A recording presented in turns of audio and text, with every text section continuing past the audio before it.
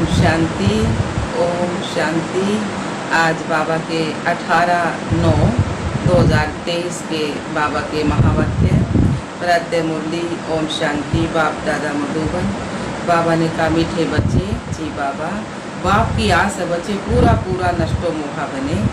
जब पक्का वायदा करे बाबा, आप हमारे, हम आपके, तब सच्ची प्रीत जुटे। प्रश्न दिया बाबा ने, रुद्र शिव बाबा द्वारा रचे हुए यज्ञ और मनुष्यों द्वारा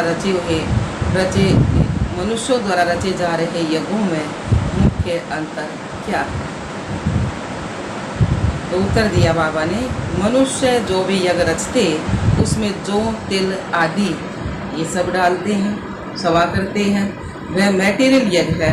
बाप ने जो यज्ञ रचा है यह अविनाशी ज्ञान यज्ञ है। इसमें सारी पुरानी दुनिया सवा हो जाती है। दूसरा पॉइंट, वह यज्ञ थोड़े समय चलते हैं। यह यज्ञ जब तक विनाश ना हो तब तक चलता रहेगा। तो जब तुम बच्चे कर्मातीत अवस्था तक पहुँचेंगे तब यज्ञ की समाप्ति होगी। गीत आया है, निर्बल से लड़ाई बलवान की। ओम शांति। अभी यह बच्चे जानते हैं कि इनको पाठशाला भी कहेंगे और ज्ञान यज्ञ भी कहेंगे।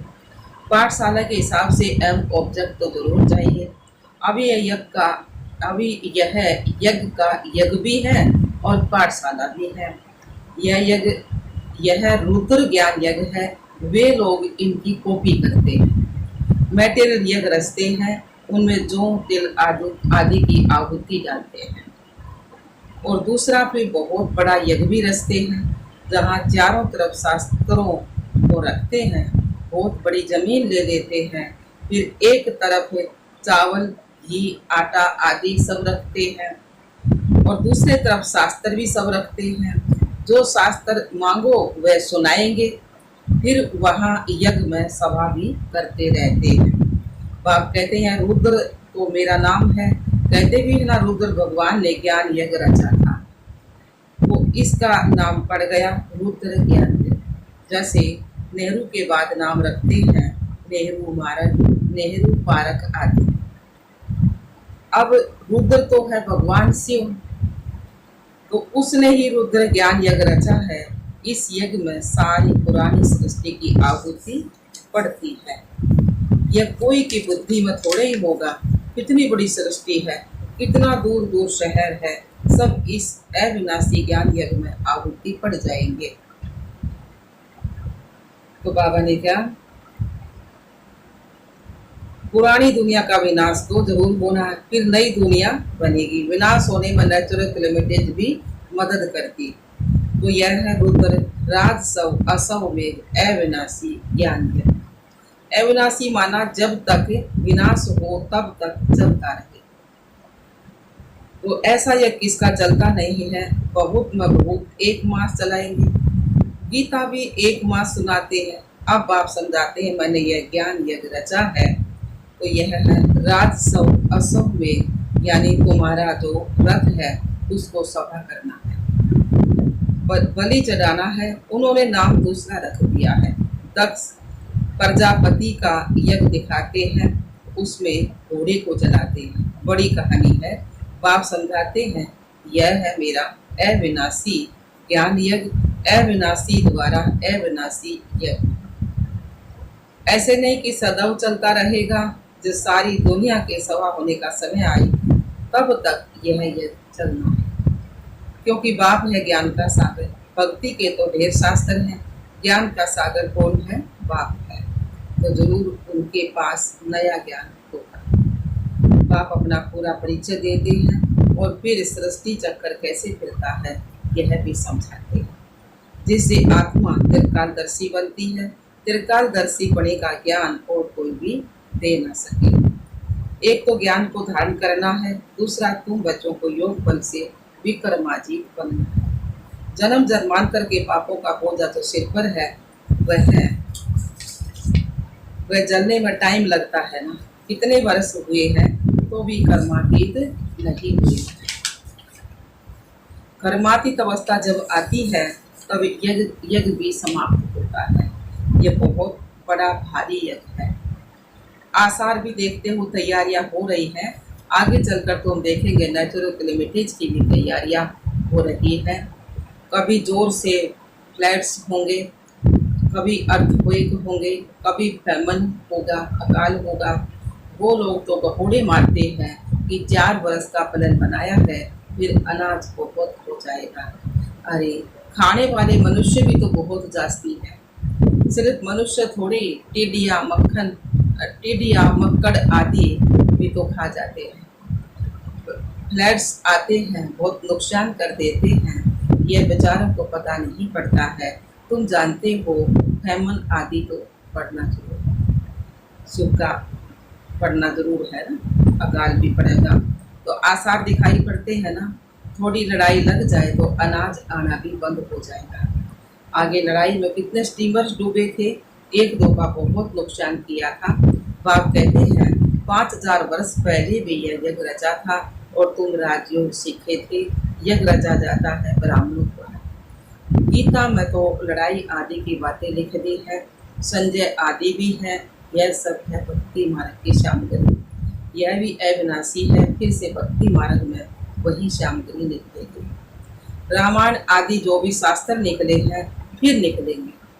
जिनों की राजधानी चली है, अंग्रेज आए, मुसलमान आए, यह सब होकर गए हैं, फिर आएंगे, फिर भी पार्टीशन होगा। तो बड़ा बड़ा ड्रामा सारा।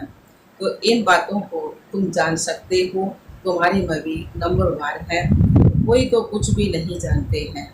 तो बाप समझाते हैं कितने यज्ञ रचते हैं, उनको समझाना है। वास्तव में है असव मेघ अविनाशी रुद्र ज्ञानीय। असव मेघ मतलब ये शरीर घोड़ा है ना, शरीर इसलिए सौ में है ना बाबा, तो शरीर सहित स्वभावना है और अविनाशी, उसका विनाश नहीं होता। रुद्र ज्ञान यज्ञ, शिव बाबा ने ये ज्ञान यज्ञ रचा है। जो रुद्र शिव भगवान ने ही रचा था, श्री कृष्ण ने नहीं रचा। श्री कृष्ण का वही चित्र तो सतयुग को मिलेगा, फिर कभी मिल ना सके, क्योंकि वह नाम रूप देश काल तो सब बदलता जाता है ना। ऐसे तो नहीं हो सकता कि श्री कृष्ण आकर अपने को पतित पावन कहलाएंगे। पतित पावन तो एक ही परमात्मा है। ऐसे नहीं कि तुम कहेंगे पहले से क्यों नहीं रूप दिखाया, नहीं, ऐसे थोड़ी कि सब पहले से ही बता देंगे। तुम कहेंगे पहले से यह ज्ञान क्यों नहीं देते थे, एक ही रोज में क्यों नहीं ज्ञान देते, परंतु नहीं, यह तो ज्ञान सागर है, सो जरूर आहिस्ते आहिस्ते ही तो सुनाते रहेंगे ना। ऐसे थोड़ी कि सब एक ही टाइम पढ़ लेंगे, नंबरवार पढ़ेंगे, और पढ़ाई में तो टाइम लगता है। पहली क्लास में तो पहली की पढ़ाई जाएगी, दूसरी में दूसरी की, और नंबरवार पढ़ाई जाएगी, उसी तरह पढ़ाई। तो बाबा ने कहा इसका नाम ही क्या है, अविनाशी रुद्र ज्ञान यज्ञ। अब यह तो कहाँ भी लिखा हुआ नहीं है, शास्त्रों में निमित्त मात्र सिर्फ अक्षर है। भारत का प्राचीन सहज राजयोग, अच्छा प्राचीन कब, पुराने तो पुराने तो पुराना है ना। तो शुरुआत में, अच्छा प्राचीन कब, शुरुआत में, तो जरूर इस अविनाशी ज्ञान यज्ञ से ही सौरभ बनाया होगा। बाप कहते हैं मैं आता हूँ कल्प कल्प संगम युगे। उन्होंने भूल कर दी है, टाइम भी बदल दिया है, फिर सतियों की आयु लाखों वर्ष लिख दी है। पकोड़े लगा दिए हैं। यह तो है 4 स्वास्तिका साखिया जो बनाओ हम भक्ति मार्ग में, शुभ कार्य में साखिया बनाओ है ना। तो सृष्टि के 4 भाग, सतयुग, त्रेता, द्वापर, कलयुग, और फिर एक लाइन बीच में संगम युग की है। स्वास्तिका में 4 हिस्से देते हैं, ज्ञान और भक्ति। 2 युग में तो सतयुग, त्रेता में ज्ञान की प्राप्ति मिलेगी, और द्वापर कलयुग में भक्ति है। तो दो हिस्से कर दिए ना, उसमें 4 हिस्से कर दिए ना। तो ज्ञान और भक्ति वे 2 कर दिए। तो आधा कल्प ज्ञान दिन है, आधा कल्प फिर भक्ति रात है। तो ज्ञान की प्रारब्ध मक्खन मिलता है, भक्ति की प्रारब्ध छाछ मिलती है। तो बाबा ने कहा गिरते गिरते एकदम खत्म हो जाते हैं, नई दुनिया को फिर पुराना जरूर बनना है। कलाएं कम होती जाती हैं, इसलिए अब इनको भ्रष्टाचारी और विवश कहा जाता है। आसुरी दुनिया है ना। तुम जानते हो भक्ति आदि करने से कभी भगवान नहीं मिल सकता। भक्ति तो करते ही आए हैं, बंद होती नहीं है। अगर भगवान मिल जाए तो भक्ति ही बंद हो जाए ना। आधा कला भक्ति तो चलना है। जब हमने भगवान मिल गया, हमारे ज्ञान समझ में आ गया, तो हमने भक्ति छोड़ दी। क्योंकि अपनी भक्ति करे तो हमने क्या मिलना ना। देवता की भक्ति करा अपने आप मोहम्मद देवता के, तो अपने आप ने पूजी तो बताओ क्या मिलना था। भाई भाई दे के भी ना दे, बाप देगा तो देवता तुम्हारे भाई से। तुम्हारी समझ में आ गई तो हमने भक्ति छोड़ दी। तो बाबा ने कहा हाँ बाबा कह रहे थे ना, गिरते गिरते एकदम खत्म हो जाते हैं। नई दुनिया को फिर पुराना जरूर बनना है। कलाएं कमती होती जाती है, इसलिए अब इनको भ्रष्टाचारी विशेष कहा जाता है। आसुरी दुनिया है ना। तुम जानते हो भक्ति आदि करने से कभी भगवान नहीं मिल सकता। भक्ति तो करते ही आए हैं, बंद होती नहीं है। अगर भगवान मिल जाए तो भक्ति बंद हो जाए ना। तुम्हारी भक्ति बंद होगी ना। आधा कलम भक्ति को चलना, ये सब बातें मनुष्यों को समझानी पड़ती है। दुनिया नई कैसे बनती है इसका चित्रों से साक्षात्कार कराना है। पुरानी दुनिया खत्म हो फिर नई स्थापन होती है। अब एग्जीबिशन मतलब प्रदर्शनी आदि की, एग्जीबिशन का मतलब क्या, प्रदर्शनी आदि की और किसी बड़े बड़े से ओपनिंग करानी होती है। मदद तो लेनी पड़ती है ना। उनको फिर थैंक्स भी दी जाती है, बधाई देने की तार भी दी जाती है। इतने बड़े बड़े टाइटल अपने ऊपर रखवा दिए हैं। श्री श्री का टाइटल भी रखा दिया है। जबकि श्री श्री तो कौन है? शिव बाबा, श्रेष्ठ श्रेष्ठ। श्री श्री श्री बाप समझाते हैं श्रेष्ठाचारी दुनिया थी, अब भ्रष्टाचारी है, फिर बाप श्रेष्ठाचारी बनाने आए। वह फिर पहले से ही अपने ऊपर श्री नाम रख देते। वास्तव में श्री लक्ष्मी श्री नारायण सतयुग में कहा जाता है। राजाओं को श्री का टाइटल कभी नहीं देते थे। उनको फिर हिज होलीनेस कहते हैं। सबसे बड़े हिज होलीनेस कौन है? लक्ष्मी नारायण की राजाएं की पूजा करते हैं, क्योंकि वह पवित्र हैं, खुद पतित हैं। पावन राजाओं को हिज होलीनेस कहा जाता है।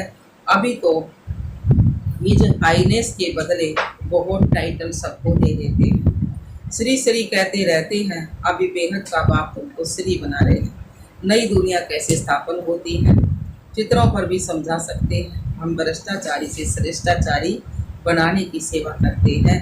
आप ओपनिंग करो, उन्हें समझाना चाहिए। सेकंड में जीवन मुक्ति गया हुआ है ना। समझाने वाला बड़ा एक्टिव होना चाहिए, फुर्त होना चाहिए।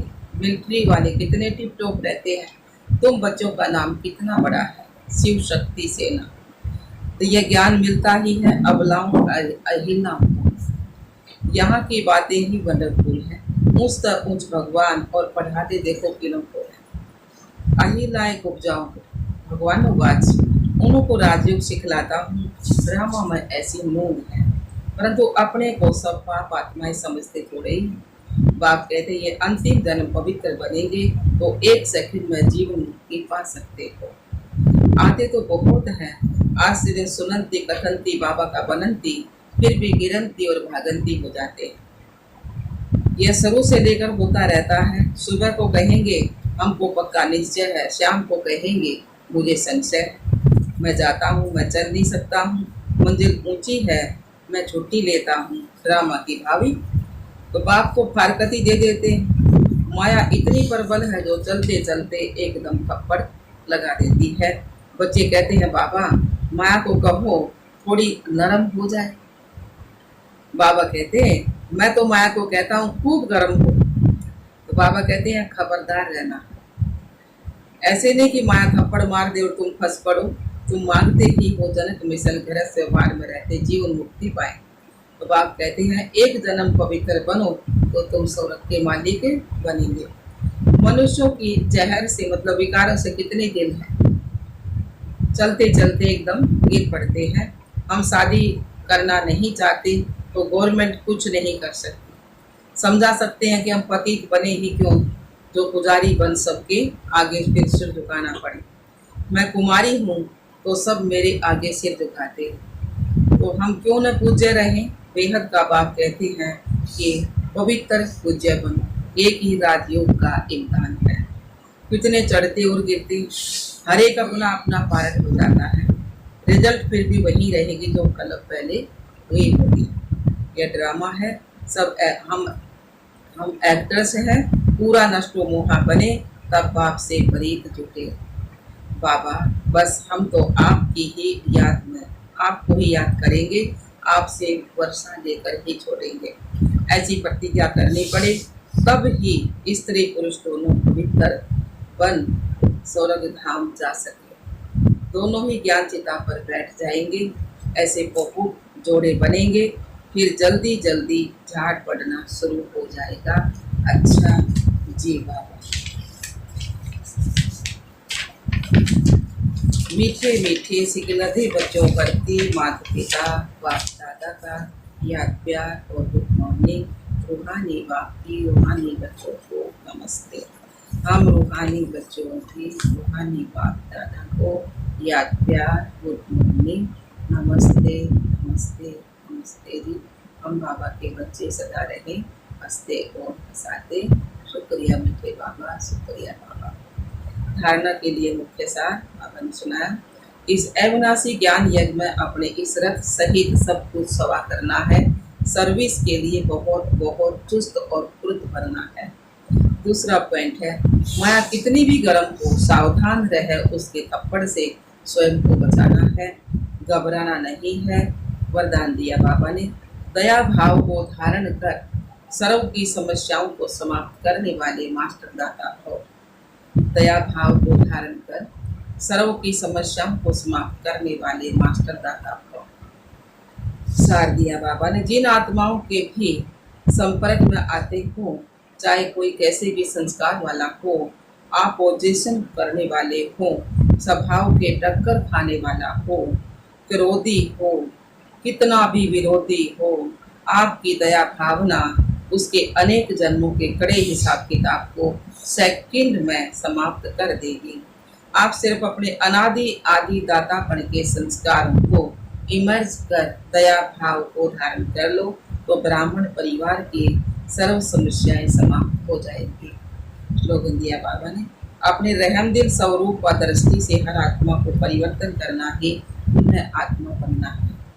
अपने रहमदिल स्वरूप व दृष्टि से हर आत्मा को परिवर्तन करना ही पुण्य आत्मा बनना है। अच्छा, ओम शांति, ओम शांति।